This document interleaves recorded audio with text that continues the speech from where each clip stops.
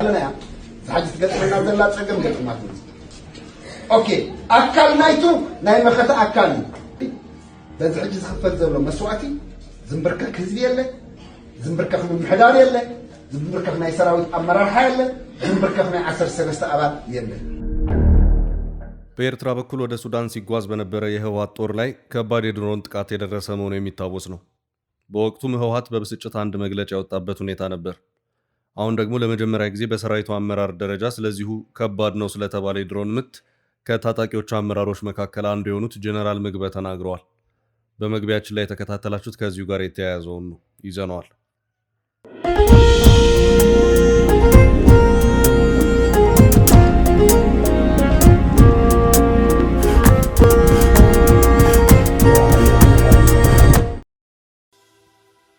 ሰላም ጤና ይስጥልኝ ውድ የፈታ ዴሊ ተከታታዮቻችን፣ ይህ የዕለተ ሰንበት ረፋድ ጥንቅራችን ነው። በዕለቱ ለእናንተ አዳዲስ መረጃዎች ይሰጣሉ ያልናቸውን ሀገራዊና ዓለም አቀፋዊ ዕለታዊ መረጃዎችን አሰባስበን በማጠናቀር ተገኝተናል። ቆይታችሁን ከእኛ ጋር እንድታደርጉ የቅድሚያ አክብሮታዊ ግብዣችን ነው። ወደ ዕለቱ ዝርዝር መረጃዎቻችን ከማለፋችን በፊት በቅድሚያ ዋና ዋናዎቹን እንጠቁማችሁ። ከቀናት በፊት በህወሓት ታጣቂዎች ላይ የደረሰውን ከበድ ያለ ድሮን ጥቃት ተከትሎ ጄኔራሉ ለመጀመሪያ ጊዜ በዚህ የድሮን ጥቃት የደረሰውን ከባድ ምትና ተከፈለ ያሉትን መስዋዕትነት በተመለከተ ማብራሪያ ሰጥተዋል። ጥቃቱን ተከትሎ ቀሪዎቹን የሰራዊት አባላት ለማጽናናትና ለማበረታታት የተገኙት ጄኔራል ምግበ ኃይሌ ኢትዮጵያን እንደ ሀገር ከፍ ዝቅም አድርገዋል። አዎ መስዋዕትነቱ ተከፍሏል። ይሄ ደግሞ በትግል ሂደት ውስጥ ያለ ነው። በቃ እንቀጥል ሲሉም ጄኔራል ምግበ ተናግረዋል። ይዘነዋል። ህወሓት የጊዜያዊ አስተዳደርን በኃይል ስልጣን ቀምቶ ከጦርነቱ በፊት የነበረን ምክር ቤት መመለሱ ይታወቃል። ህወሓት ስልጣኑን መጨበጡን ካረጋገጠ በኋላ ብዙዎች ከኤርትራ የተቀዳ ነው ያሉትን የአፈና ረቂቅ ህግ ማውጣቱ ይታወሳል። ረቂቅ ህጉ በእጅጉ አነጋጋሪ ሆኖም ሰንብቷል። አሁን ላይ በህግ የተቀመጡ ተጨማሪ እንደ ርችት መተኮስ አይነት ክልከላዎች የወንጀል ድርጊት ተብለው የተፈረጁ እስከ ሞት ቅጣት የሚያስከትሉ ዝርዝር ህጎች እየወጡ ነው። የምንመለከተው ይሆናል። አሜሪካና ኢራን ወደ ስምምነት ተቃርበናል፣ የመጨረሻውን ስምምነት ሰነድም ልንፈራረም ነው እያሉ ይገኛሉ። መቼ፣ እንደዚሁም የስምምነቱ ይዘትስ ምን ይመስላል በሚሉት ጉዳዮች ግን አሁንም ጥያቄዎች ሆነው የሚነሱ ግልጽ ያልሆኑ ጉዳዮች እየተሰሙ ነው። ይዘነዋል። ከሶማሊያ ተገንጥላ ነፃነቷን ያወጀችውና ከእስራኤል የመጀመሪያውን የሀገርነት እውቅና ያገኘችው ሶማሊላንድ ቻይናን ያስቆጣ ድርጊት በሳምንቱ ውስጥ ፈጽማለች። የሶማሊያው ፕሬዝዳንት ሐሰን ሼክ መሐመድ የእስራኤል እውቅና የዲፕሎማሲ ድል አይደለም ወጥመድ ነው ሲሉም ተሰምተዋል። መረጃውን አያይዘን እናሰማለን። የሮማው ጳጳስ ለኢትዮጵያ ካቶሊካዊት ቤተክርስቲያን አዲስ ሊቀ ጳጳስ መሾማቸውን የተመለከተ ዘገባ ይዘናል። እስከ ጥንቅራችን ፍጻሜ አብራችሁን ቆዩ። የምንለቃቸው ዕለታዊ ትኩስ ዜናዎች እንዲደርሷችሁ ላይክ፣ ሼር፣ ሰብስክራይብ ማድረግ እንዳትረሱ። ካንጋሮ ሪል ስቴት በወለል አንድ ቤት ብቻ የሆኑ G+4 አፓርትመንት ከቦሌ በ5 ደቂቃ ርቀት በምትገኘው ቦሌ ቡልቡላ አቀረበ። ግንባታቸው 70% የደረሰና በአንድ ዓመት የሚረከቧቸውን ባለ 2 መኝታ 107 ካሬ 4 ሚሊዮን 30% ቅድመ ክፍያና በ13.6 ሚሊዮን ብር ሙሉ ክፍያ እንዲሁም ባለ 3 መኝታ 130 ካሬ 4.7 ሚሊዮን 30% ቅድመ ክፍያና በ15.6 ሚሊዮን እስከ 16.3 ሚሊዮን ብር ሙሉ ክፍያ የራሱ ያድርጉ። ካንጋሮ ሪል ስቴት ለ50 ዓመታት በስኬታማ የቢዝነስ እንቅስቃሴዎች የሚታወቀው ግዙፍ የካንጋሮ ኢንዱስትሪያልስ እህት ኩባንያ ነው። ለበለጠ መረጃ 0964 25 29 ይደውሉ።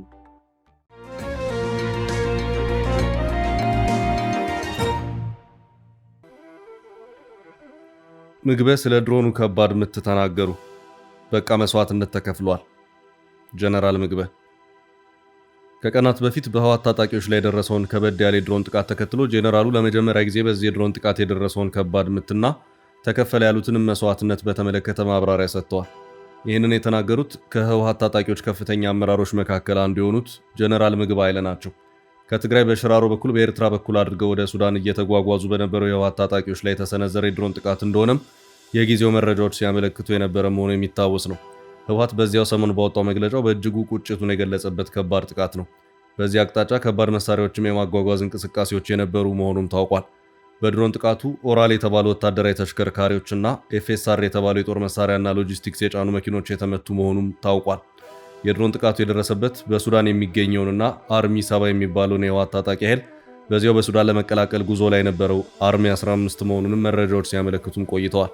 ህወሓት በሱዳን አሰልጥኖ ያዘጋጀው ጦር ያለው ሲሆን በአሁኑ ወቅት ለምን ተጨማሪ ጦር ነው ወደ ሱዳን መላክ አስፈልገው በሚለው ዙሪያ ግን በግልጽ የታወቀ ነገር የለም። የደረሰውን ጥቃትና ጉዳትን ተከትሎ በሰራዊቱ ውስጥ የፈጠረውን ድንጋጤ ለማረጋጋትና የስነ ልቦና መነቃቃትን ለመፍጠር ንግግር ያደረጉት ጀነራል ምግበ ኢትዮጵያን እንደ ሀገር ከፍ ዝቅ ሲያደርጉም ተሰምተዋል። ባንዲራዋ ከፍ ብሎ እንዲውለበለብ ሃይማኖቷ ተጠብቆ እንዲቆይ ያደረግናት ኢትዮጵያ የምትባል ሀገር ዛሬ በእኛ ላይ ተገልብጣ የዘር ማጥፋት እየፈጸመችብን ነው ሲሉም ጀነራል ምግበ በዚሁ በሰሞኑ ንግግራቸው ከሰዋል። ከዚህም በመቀጠል በድሮን ጥቃቱ ከባድ ምትን አስተናግደዋል የተባሉትን የአርሚ 13 አባላትን ጉዳይ በተመለከተም ጀነራል ምግበ አንስተው እርግጥም መስዋዕትነቱ ተከፍሏል ሲሉም በቁጭትና በንዴት የተናገሩበት ሁኔታ ታይቷል። በዚሁ ንግግራቸውም ጀነራል ምግበ እንዲህም አሉ። ያን ጊዜ መስዋዕትነትን የከፈሉት ትላንት ከጎናቸው ነው የህዝብ አደራን ይዘው ሲታገሉ የነበሩ ናቸው። ዛሬ እነሱ የሉም፣ መስዋዕትነትን ከፍለዋል። እናንተ ቀሪዎቹ የእነሱን ዓላማ ይዛችሁ እንድትቀጥሉበት የተከፈለ መስዋዕትነት ነው። ከዚህ ውጭ ምንም የተለየ ነገር የለም። እነሱ የከፈሉት መስዋዕትነት የተከበረ መስዋዕትነት ነው። እዚህ ጋር አንዳንድ ነገር አስረግጬ ልነግራቸው የምፈልገው ነገር ቢኖር በዚህ ጥቃት ምክንያት የሚንበረከክ ህዝብ ሰራዊትም ሆነ አመራር የሌለ መሆኑን ነው። እኛ የመንበርከክ ታሪክ ያለን ህዝብ አይደለንም። እውነቴን የምላችሁ በዚህ በማህበራዊ ሚዲያ እንዲህና አንድ የሚባለውን ነገር በተመለከተ እሱን ተዉት። አሁንም እንደ ህዝብ ተደራጅተን ትግላችንን እንቀጥላለን። አሁን ያለንበት ምዕራፍ እጅግ ወሳኝ ነው። በዚህ ትግል ውስጥም አንድም የታሰርንበትን ገመድ በጥሰን እንወጣለን ወይም በታሰርንበት ገመድ ታንቀን እንጠፋለን ሲሉም ነበር የተናገሩት። በህወሓት የ17 ዓመታት የትጥቅ ትግል ወቅት የወቅቱ የታጣቂዎች አመራር የነበሩት ጀነራል ምግበ በኢትዮጵያ መከላከያ ሰራዊት ውስጥ እስከ ብርጋዴር ጀነራልነት ደረጃ ደርሰዋል። በአዲስ አበባም ጭምር ቤቶች ያሏቸው ጀነራሉ ስማቸው በተለይ ደግሞ ከትግራይ የወርቅ ማዕድን ዝርፊያና የኔትወርክ ሽያጭ ጋር በተያያዘ በሙስና የሚነሳ ሲሆን እሳቸው ግን ደጋግመው ራሳቸውን ሲከላከሉም ይታያል። በድሮን ደረሰ የተባለውን ጥቃት በተመለከተም ህወሓትን መግለጫ በማውጣት የፌዴራሉ መንግስትን የከሰሰ መሆኑ የሚታወስ ሲሆን በህወሓት ታጣቂዎች አመራር ደረጃ የጉዳቱን ሁኔታ በተመለከተ ማብራሪያ ሲሰጥበት ጀነራል ምግበ መጀመሪያው ሆነው ታይተዋል። የደረሰው ጉዳት ሰፋ ያለ ነው ቢባልም በቁጥር ደረጃ የተቀመጠ ዝርዝር መረጃ ግን አልታየም። ጉዳቱን በተመለከተ በተለያዩ ማህበራዊ ሚዲያዎች ሲዘዋወሩ የታዩ አነስተኛ ቪዲዮዎች የታዩ ሲሆን ጀነራል ምግበ በዚሁ የማነቃቂያና ማበረታቻ ንግግራቸውም የማህበራዊ ሚዲያውን ጉዳይ እርሱት፣ ትኩረታችሁን ወደ ዋነኛው ዓላማችሁ አድርጎ አይነት ማብራሪያን ሲሰጡ ታይተዋል። ህወሓት ከፍ ባለ ገንዘብ የድሮን መከላከያዎችን በመግዛት ራሱን አደራጅቷል ቢባልም እስካሁን የታየ ነገር ግን የለም። በዚህ ጉዳይ አንዳንዶች የለም የተገዛ ነገር የለም ውሸት ነው ሲሉ፣ ሌሎች ደግሞ የድሮን መከላከያው ቢገዛም አገዛዙ ላይ የተፈጠረ የደላሎች ማታለል ተግባር ስለነበረበት አልተሳካም እያሉም ነው።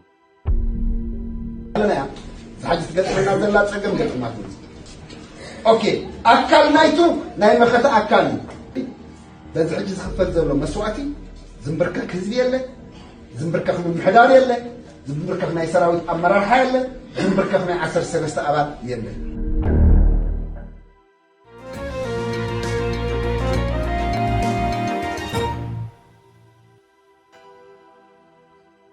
በቀጣይ ርዕስ በትግራይ ርችት መተኮስም ተከልክሏል። የህወሓት አነጋጋሪ አዋጅ ዝርዝር ይፋ ሆነ። ህወሓት የጊዜያዊ አስተዳደርን በኃይል ስልጣን ቀምቶ ከጦርነቱ በፊት የነበረን ምክር ቤት መመለሱ ይታወቃል። ህወሓት ስልጣኑ መጨበጡን ካረጋገጠ በኋላ ብዙዎች ከኤርትራ የተቀዳ ነው ያሉትን የአፈና ረቂቅ ህግ ማውጣቱ ይታወሳል።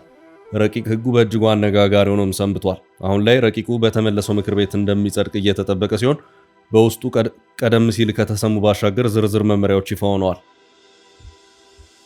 አጠቃላይ ሰነዱ በ6 ምዕራፎች የተከፋፈለና በ44 ገጽ የቀረበ ረቂቅ አዋጅ ሲሆን በአዋጁ መግቢያ ላይ ጠላት ሲል የጠራው የፌዴራል መንግስት የፕሪቶሪያን ስምምነት በማፍረስ በትግራይ ህዝብ ላይ ሁሉንም አይነት በደልና ግፍ እየፈጸመ ስለሆነ የትግራይ ህዝብና መንግስት ራሳቸውን የመከላከል ተፈጥሯዊና ህጋዊ መብት አላቸው ሲል ያስቀምጣል። በረቂቅ አዋጁ የመጀመሪያ ክፍል አንቀጽ 5 ላይ ዕድሜና ጤና የሚፈቅድለት ማንኛውም የትግራይ ተወላጅ የክልሉ መንግስት የሚያቀርብለትን የክተት ጥሪ ተቀብሎ የመሳተፍ ብሔራዊ ግዴታ እንዳለበት ይደነግጋል። በሶስተኛው ክፍል ደግሞ የወንጀል ተጠያቂነት በሚለው የረቂቁ ክፍል ስር በትግራይ ጦር ውስጥ ለመቀላቀል ወይም ለመዋጋት ፈቃደኛ ያልሆነ ማንኛውም ሰው በደጀን ወይም በግንባር ግዴታውን እንዲፈጽም ጥሪ ቀርቦለት ያልተቀበለ ከሆነ ከ10,000 እስከ 50,000 ብር ተከቶ ግዴታውን እንዲፈጽም ይደረጋል ሲል ያስቀምጣል። በዚህ ረገድ የሰራዊቱን ወይም የመንግስትን እንቅስቃሴ ማጋለጥ፣ ህገወጥ የጦር መሳሪያዎችን መያዝ፣ ጥይት እንዲሁም ርችት መተኮስ እንዲሁም ለማምለጥ መሞከርና ከብሔራዊ ጥሪ ጋር አለመተባበር በእስራትና በገንዘብ ቅጣት ከሚያስቀጡ ድርጊቶች መካከል መሆናቸውን ይዘረዝራል። በአንቀጽ 29 እስከ 30 ደግሞ በተለይም በጦርነት ጊዜ በመሰረተ ልማት በህዝብና በመንግስት ተቋማት ላይ የሚደርስ ጉዳት ከጠላት ጋር መተባበርና የሚስጥር ማሹለክ በእስራትና በገንዘብ እንደሚያስቀጣ የተገለጸ ሆኖ ነገር ግን ድርጊቱ ሆን ተብሎ ከተፈጸመ በዕድሜ ልክ እስራት ወይም ሞት ሊያስቀጣ እንደሚችል ይገልጻል። እንዲሁም እንቅስቃሴው በህዝቡ ላይ አለመረጋጋት የሚፈጥር ከሆነ በህግና በህገ መንግስታዊ ስርዓቱ ላይ ወይም በባለስልጣናት ወይም በትግራይ ሰራዊት ላይ ጉዳት ማድረስ የዕድሜ ልክ ጽኑ እስራት ወይም እስከ ሞት ሊያስቀጣ የሚችል ወንጀል ሆኖ ሰፍሯል። እንዲሁም ከውጭ መንግስት ጋር በመተባበር የትግራይ ሉዓላዊነት አደጋ ላይ የሚጥል ድርጊት መፈጸም እንደ ድርጊቱ አይነት ከባድ ከሆነ እስከ ሞት ድረስ የሚያስቀጣ እንደሆነ ይዘረዝራል።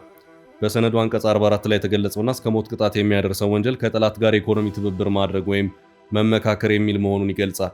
የጦርና የዘር ማጥፋት ወንጀሎች በትግራይ ህዝብ ወይም በተወሰነ የትግራይ ማህበረሰብ ላይ ሆን ተብሎ እንዲፈጸም የቀሰቀሰ ትዕዛዝ የሰጠም ሆነ በራሱ ለመፈጸም የተንቀሳቀሰ በዕድሜ ልክ እስራት ወይም እስከ ሞት በሚደርስ ይቀጣል ሲልም ያክላል። ረቂቅ ህጉ ይህ በተለያዩ መንገዶች ይገለጻል ሲል አስፍሮ ከእነዚህም ውስጥ ረሃብን ወይም መድኃኒትን እንደ ጦርነት መሳሪያ መጠቀም ወይም የጥንት ቅርሶችንና የአምልኮ ቦታዎችን ሆን ተብሎ ማውደም በሞት ከሚያስቀጡ ድርጊቶች መካከል ተካቷል። የመስዋዕትነትን ክብር ማሳነስ፣ የተዋጊዎችንና የቤተሰቦቻቸውን ክብር መንካት፣ በተለይም የተደራጀ የሚዲያ ቅስቀሳ ከሆነ እስከ 15 ዓመት የሚደርስ እስራት እንደሚያስቀጣ የቢቢሲ ዘገባ ያመለክታል። በተጨማሪም በትግራይም ሆነ ከትግራይ ውጭ ትግሉን የሚተች ሰዎች ወደ ትግል እንዳይገቡ የሚያበረታታና ትግሉን የሚቃወም ማንኛውም ሰው እስከ 5 ዓመት የሚደርስ እስራት እንደሚቀጣ ይገልጻል። በወንጀልና ቅጣት አንቀጹ በማህበረሰብ ውስጥ ችግር ሊያስከትሉ የሚችሉ ወሬዎችንና ሐሰተኛ መረጃዎችን መንዛት እንደ ወንጀል ይደነገጋል። አንቀጽ 48 ደግሞ በትግራይ ሰራዊት ላይ በማንኛውም መንገድ ፕሮፓጋንዳ ማካሄድ ወይም ሆን ተብሎ ከጠላት ጋር በመተባበር ሆን ተብሎ እንዲጠቃ ማድረግ፣ የትግራይ ተወላጆችን ለጠላት መመልመልና የትግራይ ጦር እንዲከዳ ማነሳሳት እና ማበረታታት የዕድሜ ልክ እስራት ወይም በሞት የሚያስቀጣ ወንጀል ይላል። ከዚህ ጋር በተያያዘ ሌላው ሞት የሚያስቀጣው ወንጀል ተቀጣጣይ ፈንጂ ያፈነዳና በአደጋው ሰው ከሞተ በህዝብና በአካባቢ ላይ ከፍተኛ ውድመት ካደረሰና ከተዛመተ የሚል ይገኝበታል። በተጨማሪም የትግራይ ጸጥታ ኃይሎች የሚጠቀሙበትን ምግብ ወይም ውሃ መመረዝ እስከ 15 ዓመት በሚደርስ እስራት የሚያስቀጣ መሆኑ ተጠቅሷል። በተጨማሪም በአራጣና ተዛማጅ የኢኮኖሚ ሴራ፣ ህገወጥ የገንዘብ ዝውውርና መድኃኒት የደበቀ ወይም በተጋነነ ዋጋ የሸጠ እስከ 300 ሺህ ብር ቅጣት ሊጣልበት እንደሚችል ይደነግጋል። ከዚህ በተጨማሪም በአዋጁ አንቀጽ 58 ላይ ሰፊ ስፍራ የተሰጠው ጉዳይ ነዳጅን ይመለከታል። ነዳጅን የደበቀ ከውሃ ጋር ቀላቅሎ የሸጠ ወይም ደግሞ ለጸጥታ ኃይሎች የተቀመጠ ነዳጅ ላይ ጉዳት ያደረሰ ያታለለ የ25 ዓመት እስራት እንዲሁም ከ50 ሺህ እስከ 100 ሺህ ብር ቅጣት ሊደርስበት እንደሚችል ረቂቁ ይገልጻል።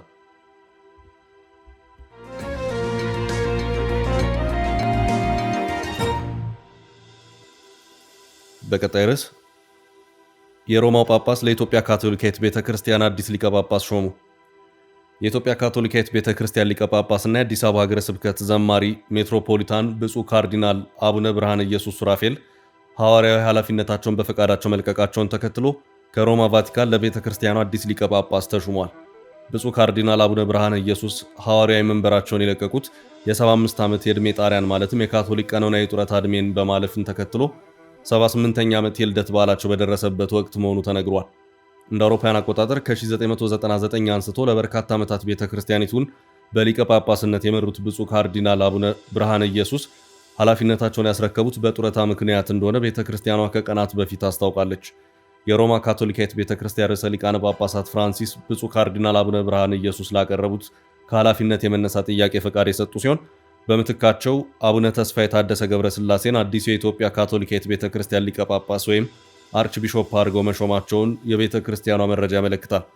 አዲሱ ሊቀ ጳጳስ የ56 ዓመት ዕድሜ ባለጸጋ ሲሆኑ ትውልዳቸው በሐረር ከተማ ነው። እንደ አውሮፓውያን አቆጣጠር በ1986 የካቶሊክ ኮምቦኒ ሚስዮናውያንን የተቀላቀሉ ሲሆን በ1995 የቅስና ማዕረጋቸውን ተቀብለዋል።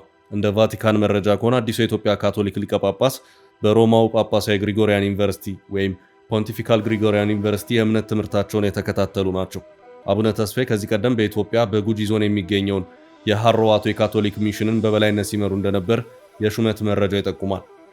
የቀድሞ ሊቀ ጳጳስ ካርዲናል አቡነ ብርሃነ ኢየሱስም ልክ እንደ ተተኪያቸው በሐረር ከተማ የተወለዱ ሲሆን በእሳቸው የጵጵስና ዘመን በኢትዮጵያ ካቶሊካዊት ቤተ ክርስቲያን ታሪክ በርካታ በጎና መልካም ተግባራት የተከናወኑበት ስለመሆኑ የቫቲካን መረጃ ያሳያል። ሊቀ ጳጳስ ብፁዕ ካርዲናል አቡነ ብርሃነ ኢየሱስ የሃይማኖታዊ እንቅስቃሴዎች ብዙ በማይበረታቱበት በደርግ ዘመን በጅማ ከተማ ለ7 ወራት ታስረው እንደነበርም የቫቲካን መረጃ ያስታውሳል። ብፁዕ ካርዲናል አቡነ ብርሃነ ኢየሱስ ከኢትዮጵያ ባሻገር ኤርትራን ጨምሮ የምስራቅ አፍሪካ የካቶሊክ ጳጳሳት ጉባኤ ኤምኢሲኤ ሊቀመንበር ሆነው በታማኝነት አገልግለዋል። በሮማው ርዕሰ ሊቃነ ጳጳሳት ውሳኔ መሰረት የአቡነ ብርሃነ ኢየሱስ ተተኪ በመሆን አቡነ ተስፋዬ ታደሰ የአዲስ አበባ ሀገረ ስብከት ሊቀ ጳጳስ ሆነው በይፋ ተሹመዋል።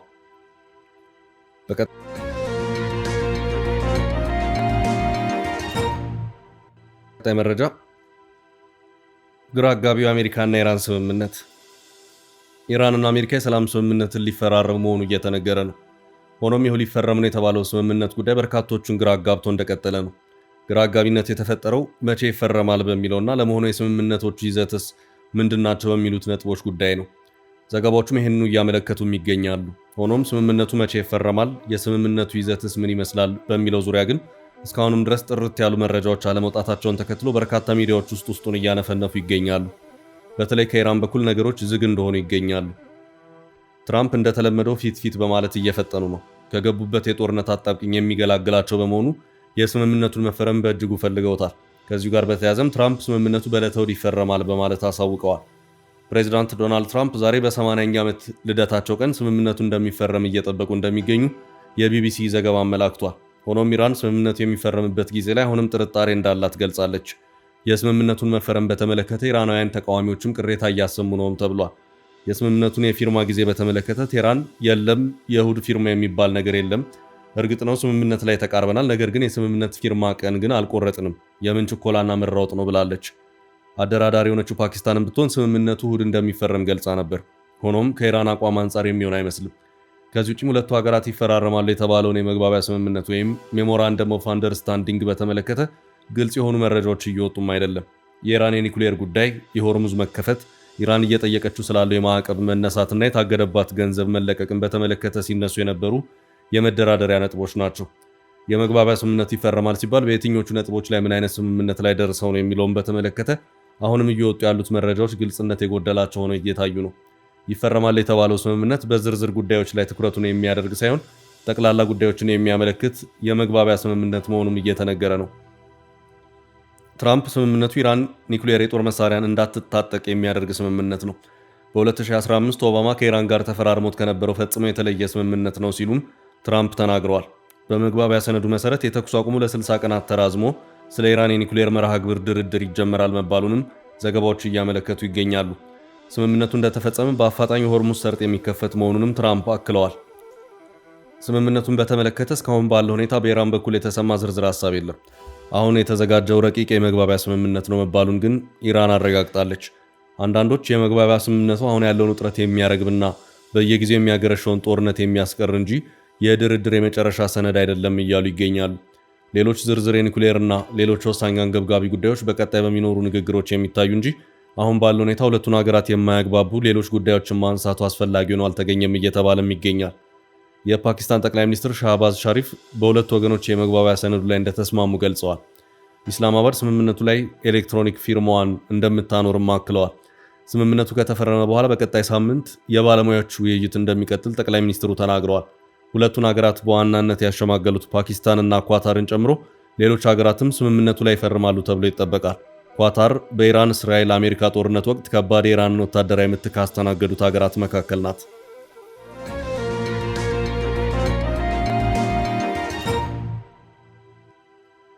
በቀጣይ ርዕሳችን ሶማሊላንድ በታይዋን የዲፕሎማቲክ ቢሮ ከፈተች። የእስራኤል እውቅና ወጥመድ ነው። ፕሬዝዳንት ሐሰን ሼክ ከሶማሊያ ተገንጥላ ነፃነቷን ያወጀችውና ከእስራኤል የመጀመሪያውን የሀገርነት እውቅና ያገኘችው ሶማሊላንድ ቻይናን ያስቆጣ ድርጊት በሳምንት ውስጥ ፈጽማለች። ራስ ገዝ የሆነችው ሶማሊላንድ ቻይና የግዛት አካል ናት በምትላት ታይዋን ውስጥ የዲፕሎማቲክ ቢሮ በመክፈት በይፋ ስራ ማስጀመሯን አስታውቃለች። ሀርጌሳ ለሶማሊላንድ አዲስ የዲፕሎማሲ ቢሮ ወደ ስራ ማስገባቷንና አምባሳደር መሐሙድ አደም ጃማን መሾሟን አስታውቃለች። ሶማሊያና ቻይና ሶማሊላንድ ከታይዋን ጋር የምታደርገውን ዲፕሎማሲያዊ ግንኙነት በጥብቅ ሲቃወሙ የቆዩ ሲሆን ይህ የሶማሊላንድ የቅርብ ጊዜ እንቅስቃሴም በቤጂንግ ዘንድ ያልተወደደ ሆኗል። ሶማሊላንድ የሾመቻቸው አምባሳደር ጃማ ሶማሊላንድና ታይዋን ለሶማሊያና ለቻይና ተጽዕኖ እንደማይንበረከኩና ሶማሊላንድም ከማንኛውም ሀገር ጋር ግንኙነት የመመስረት ሉዓላዊ መብት እንዳላት መናገራቸውን የሮይተርስ ዘገባ አመልክቷል። ታይዋን ከእስራኤል እውቅና ዓመታት በፊት በሶማሊላንድ የዲፕሎማቲክ ተልዕኮ መስረታ እንደነበር ይታወቃል። ታይዋን የውክልና ቢሮዋን በሶማሊላንድ የከፈተችው እንደ አውሮፓውያን አቆጣጠር በ2020 ላይ ነበር። በቅርቡ የታይዋን ልዑካን ወደ ሶማሊላንድ እንዳይሄዱ የሶማሊያ መንግስት አግዶ እንደነበርም ይታወሳል። ቤጂንግም የሁለቱን ወገኖች ግንኙነት በተመለከተ ጥብቅ ማስጠንቀቂያ አሰምታ ነበር። በተጨማሪም ታይዋን ለሶማሊላንድ የፖሊስ፣ የባህር ጥበቃ፣ ወታደራዊ ቁሳቁስና ስልጠና ጭምር እንደምትሰጥ ይታወቃል። በተያያዘ መረጃ ከሰሞኑ ስለ ሶማሊላንድ አስተያየት የሰጡት የሶማሊያ ፕሬዝዳንት ሐሰን ሼክ መሐመድ የእስራኤል ለሶማሊላንድ እውቅና መስጠት ለሶማሊላንድ የዲፕሎማቲክ ድል ሳይሆን የዲፕሎማሲ ወጥመድ ነው ሲሉ ተደምጠዋል። ይህ ድርጊት ሶማሊያን ወደ ጦርነት የሚጎትት ወጥመድ ነው ያሉት ፕሬዝዳንቱ እስራኤል ወደ ሶማሊላንድ ሄዳ ወጥመድ ያጠመደችው ቀደም ብላ ከሶማሊያ ማዕከላዊ መንግስት ጋር መስማማት ሳትችል ስለቀረች ነው ሲሉ አዲስ መረጃ አውጥተዋል። እስራኤል ለራሷ የደህንነት ፍላጎት ብቻ ስትል ወደ ሶማሊላንድ መታለች ያሉት ፕሬዝዳንት ሐሰን ሼክ መሐመድ እስራኤል 3 አስርት ዓመታትን ለተሻገረው የሶማሊላንድ የእውቅና ፍላጎት እምብዛም ግድ የላትም ሲሉ አክለዋል። ሶማሊላንድ እውነተኛ እውቅና አልተቀበለችም፣ ወደፊትም አትቀበልም፣ ከእስራኤል የተሰጠውም ወጥመድ ነው ሲሉ ተከራክረዋል። ውድ ቤተሰቦቻችን ለዛሬ ያዝንላችሁን ርዕሰ ጉዳዮች እዚህ ላይ ቋጨን። ላይክ፣ ሼር እና ኮሜንት በማድረግ ለቻናላችን ድጋፋችሁን መግለጽ እንዳትዘነጉ እያልን ከሌሎች መረጃዎች ጋር ደግመን እስክንገናኝ ቸር ያሰማን ስንል ተሰናበትን።